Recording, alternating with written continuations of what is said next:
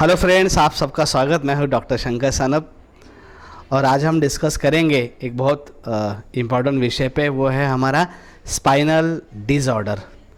हमारे बॉडी में सबसे अगर हम कहेंगे महत्वपूर्ण अंग है जो भी मूवमेंट में काम करता है वो है स्पाइन। और जहाँ ज़्यादा काम होता है वहाँ ज़्यादा प्रॉब्लम होती है और ये ऐसी प्रॉब्लम है स्पाइन की। मैं बताऊंगा आगे क्या क्या प्रॉब्लम्स है, बट इसमें आप देखोगे बहुत सारे लोग हैं जो कंप्लेंट लेके आएंगे ये प्रॉब्लम है वो प्रॉब्लम है, क्योंकि इसमें हर आदमी किसी ना किसी प्रॉब्लम से फेस करता है। तो स्पाइन का अगर हम देखें इंपॉर्टेंस रोल, तो सबसे पहले आदमी को खड़ा होने का सबसे आधार हमारा स्पाइन होता है। और स्पाइन की व्यवस्था इतनी अच्छी बनी है, आपने देखा है एनाटॉमी में, एक एक करके जैसे वीट एक दूसरे पे चढ़ती, वैसे 26 वर्टिब्राज है जो गर्दन से लेके हमारे कमर के निचले हिस्से तक एक दूसरे पे बना हुआ स्पाइन बनता है। और इस वजह से हम आगे झुक पाते हैं, पीछे बेंड हो जाते हैं और इसको स्ट्रेस भी ज़्यादा होता है। और कुछ समय बाद आप देखोगे इसके नंबर ऑफ कंप्लेंट्स आना शुरू हो जाते हैं। तो हम देखेंगे क्या क्या प्रॉब्लम है जो स्पाइन रिलेटेड होते हैं। तो सबसे पहला अगर मैं बता दूं, स्पाइन के जो मेजर 3 हिस्से हैं, सबसे पहला ऊपर वाला जो है वो है सर्वाइकल। जो वर्टिब्राज गर्दन से लेके बीच वाले हिस्से तक जाते हैं उनको सर्वाइकल वर्टिब्रा कहा जाता है। और उसके बीच में थोरासिक वर्टिब्राज होते हैं जिसकी मूवमेंट कम होती है, वैसे जो चेस्ट के बिल्कुल पीछे होते हैं। देन जो ज़्यादा मूवमेंट होने वाला है, सबसे ज़्यादा इस पर लोड आता है, वो लंबा वर्टिब्राज होते हैं जिसको L1 L2 ऐसे नाम भी है। अब इससे प्रॉब्लम क्या होता है, तो जितने भी ये वर्टिब्राज एक दूसरे पे होते हैं तो कई बार कैल्शियम की कमी हो जाना या कुछ जर्किंग हो जाना, एक्सीडेंटली कुछ कारण से वहाँ जो है वो जो हमारे डिस्क होते हैं वहाँ पे डीजनरेशन हो जाता है।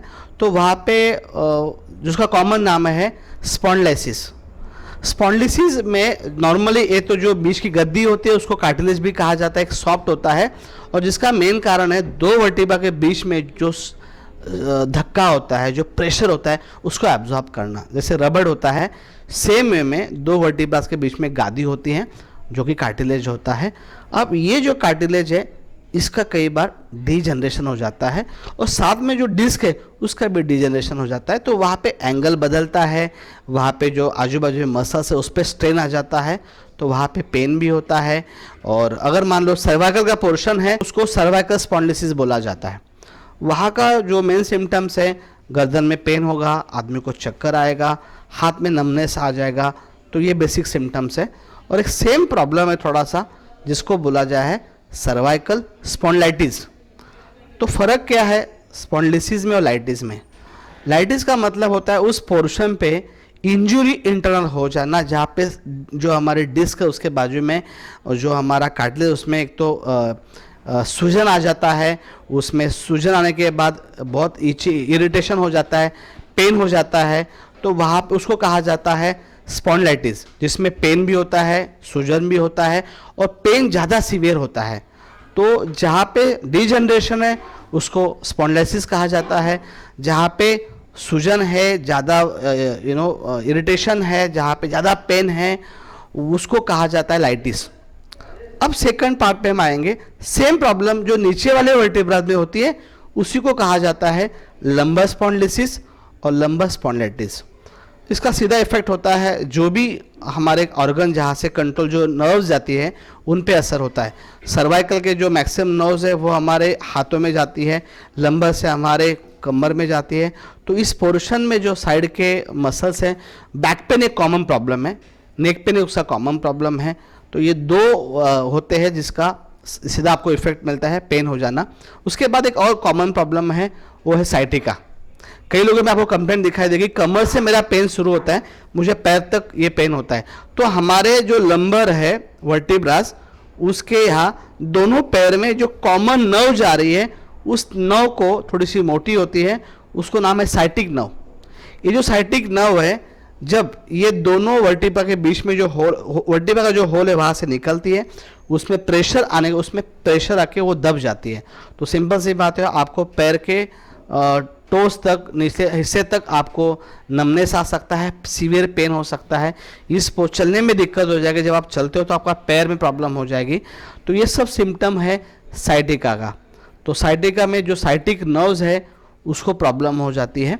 और एक और कॉमन प्रॉब्लम है जिसको हम बोलते हैं गैप आना, कमर में गैप आना। हमारे जो वर्टिब्रास है उसके जो अंदर का डिस्क के बीच में जो कार्टिलेज है वो घिसने से वजह से, या अगर ज़्यादा कभी जोर से धक्का लगा है जर्किंग, तो फट जाती है वो गादी। वो गादी फटने से जो ऊपर की उसकी डिस्क है वो अपनी जगह से स्लिप हो जाती है। तो एक और आपने कॉमन प्रॉब्लम सुना होगा जिसको बोला जाता है स्लिप डिस्क।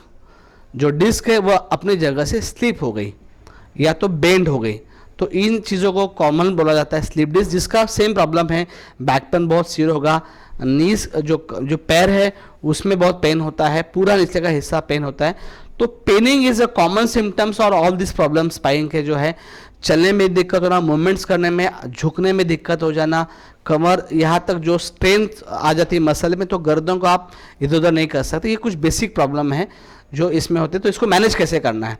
सबसे पहले होता क्यों है, तो आपका बैठने का पोजीशन गलत है। बहुत बड़ी बड़ी तकिया जो लोग सोते हैं, ज़्यादा वजन उठाने से भी ऐसा होता है। एक्सीडेंटली आपके स्पाइन को बाइक चलाने से या गाड़ी में ज़्यादा आपको शॉक बैठने से, स्पाइन में ज़्यादा शॉक बैठता है तो उसमें प्रेशर आता है। और मोटापा एक बहुत बड़ा वजह है जिसकी वजह से भी ये प्रॉब्लम होती है, कमर और बैक की प्रॉब्लम जो होती है। और इसमें अगर आपको मैनेज करना है तो आसन जो होते हैं, योगासन, सबसे रेगुलर एक्सरसाइज करना बहुत ज़रूरी है, वजन कम करना बहुत ज़रूरी है। जितने भी लोग हैं उनको योगासन के जैसे शलभासन है, भुजंगासन है, ठीक है, वक्रासन है, ऐसे कुछ बेसिक आसन करने से काफ़ी अच्छा फ़ायदा होगा। और इन प्रॉब्लम को अभी हम ये देखेंगे क्या क्या मेडिसिन अगर दिया जाए जिससे काफ़ी आराम हो जाए। तो मेडिसिन के पहले एक कॉमन चीज़ है, तेल का मसाज बहुत अच्छा काम करेगा। हॉट मसाज जो होता है उसमें बहुत अच्छा मदद करेगा। और इन प्रॉब्लम में जो रेगुलर एक्सरसाइज है, जिसमें एक चीज़ कुछ प्रिकॉशन भी लेने होते हैं। जिन लोगों को ऑलरेडी ये प्रॉब्लम होती है उनको सबसे पहले तकिया नहीं लेनी चाहिए, बहुत पतली अगर तकिया लें तो चद्दर की घड़ी और नीचे सोने में ले सकते हैं। स्पंज की गादी बिल्कुल नहीं लेना चाहिए, जो बेड है वो हार्ड होना चाहिए। देन ज़्यादा वजन एक हाथ से नहीं उठाना होता है, दोनों हाथ का बैलेंस। और कोई भी ऐसी मूवमेंट जो गर्दन को आगे झुकाएगी, जो कमर को आगे झुकाएगी, वो उनको स्ट्रिक्टली मना किया जाता है। और जिनको ज़्यादा प्रॉब्लम होती है उनको एक प्रिकॉशन के बेस पे कमर या तो नेक का बेल्ट भी आता है, सपोर्टिव बेल्ट जिसको कहा जाता है, ये उनको हेल्प करता है। तो अभी हम देखेंगे क्या क्या मेडिसिन है जो काफ़ी अच्छे से उनको हेल्प करेंगे।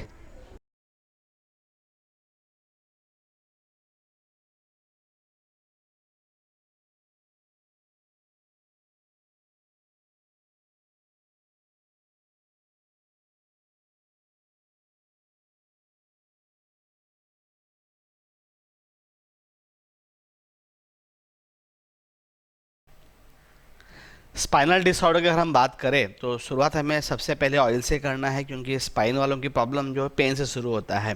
तो जहाँ जहाँ उसको ये प्रॉब्लम होता है पेन, वहाँ पीड़ानाशक ऑयल हमें एप्लीकेशन के लिए बोलना है। तरीका वही अच्छा है, पहले गर्म सेकने के लिए बोलना है, कपड़े से, गर्म थैली से, जो भी तरीका उनके पास गर्म पानी या इलेक्ट्रिक बैग अवेलेबल हो, ऑयल लगाने के लिए बोलना है। डिजनरेटिव गैप आ जाता है इसलिए भी स्पाइन के इशू है, तो यहाँ पे जॉइंट सपोर्ट आपको कंपलसरी एडवाइस करना है। पेन होता है क्योंकि अंदर इन्फ्लामेशन है, तो साथ में आपको यू आर्थ्रो भी एडवाइस करना है। तो जॉइंट सपोर्ट का जो है वो काम है डिजनरेटिव जो भी चेंजेस आ रहे हैं उसको स्टॉप करना। लेकिन जो इन्फ्लामेशन है, पेन है, सूजन है अगर वहाँ पे, तो वहाँ पे जैसे बैक में कई बार स्वेलिंग आ जाता है या पेन ज़्यादा होता है, मस्कुलर पेन भी है वहाँ पे, तो ऑयल तो बाहर से लगाना है। साथ में यू आर्थ्रो टैबलेट पेशेंट को बोलना है आप दिन में 2 बार खाइए, और ऑयल लगाना है, गरम सेकाई। ये 3 चीज़ें काफ़ी, जितनी भी स्पाइन के साइटिका प्रॉब्लम हो, लंबस स्पॉन्डिलाइटिस हो, लंबस स्पॉन्डिलोसिस हो, ये हेल्प करेगा। और साथ में कैल्शियम सपोर्ट के लिए आप उसको जीवन सत्व, डेली ऊर्जा, जो भी सप्लीमेंट्री है जिसमें हाईएस्ट सोर्स ऑफ कैल्शियम है, वो आपको खाने के लिए उनको बोलना है।